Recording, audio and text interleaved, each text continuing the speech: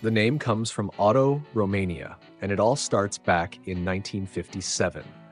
That's when old Romanian communist leader Ceausescu's regime got the green light to build the Soviet GAZ-69 under license. The state-owned company was born in '57, and it set up shop in an old paper factory that had seen better days.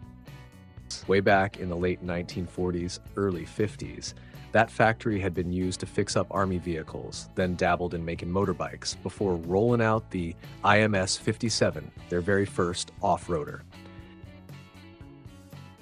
Power in that little rig was a 3,260cc gas four-cylinder, pushing out a whopping 50 horsepower, topped out at 80 kilometers an hour, and if you feathered that throttle just right, you'd be looking at about 9.8 miles to the gallon.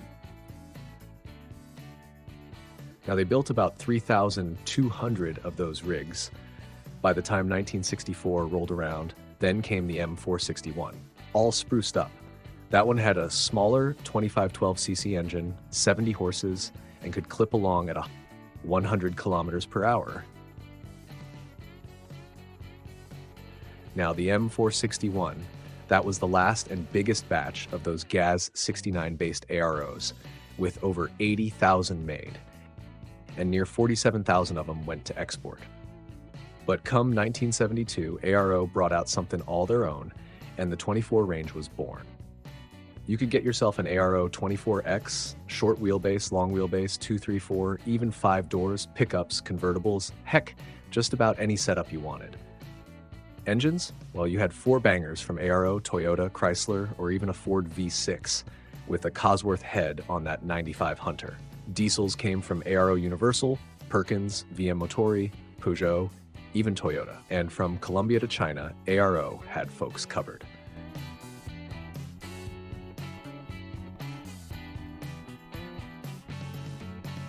Now, the 24 series was built in Brazil, Italy, Portugal, Spain, but the Romanians weren't done yet.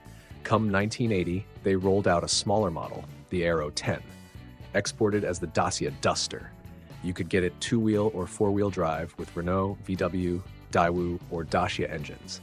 And let me tell you, ARO's marketing team knew what they were doing. Just look at that wild promotional video from Autodacia, showing these rigs climbing up to 35 degrees, descending 70 degrees, and with 10 inches of ground clearance, water crossings. No problem. Now, why couldn't they crack America? Well, despite 3 tries, things just didn't pan out. Gavin Ruotalo's ARO North America brought over 25 Hunters in '89, but things kind of fizzled. There was a Jeep 4.0 powered ARO that popped up on Bring a Trailer back in '08, but that Arizona rig was more likely connected to Cuban-born importer John Perez. Back in '98, Perez struck a deal with the Romanians and was ready to ship AROs as surplus military rigs. But when U.S. dealers wouldn't pay up front, the whole thing folded. Perez said he lost $500,000 on that deal. Now, despite that mess, Perez came back in '03 buying a big ol' stake in ARO through his Brazilian group, Crosslander. The plan was to sell knockdown kits powered by Ford Cologne V6 engines to pass U.S. emissions. Carl Brower over at Edmunds.com told the New York Times, "Comfort, mileage, all that's irrelevant. What matters is image." But legal battles followed, and the Crosslander 244X stayed south of the border. When the money dried up in '06, Crosslander USA shut its doors, and ARO in Romania closed soon after.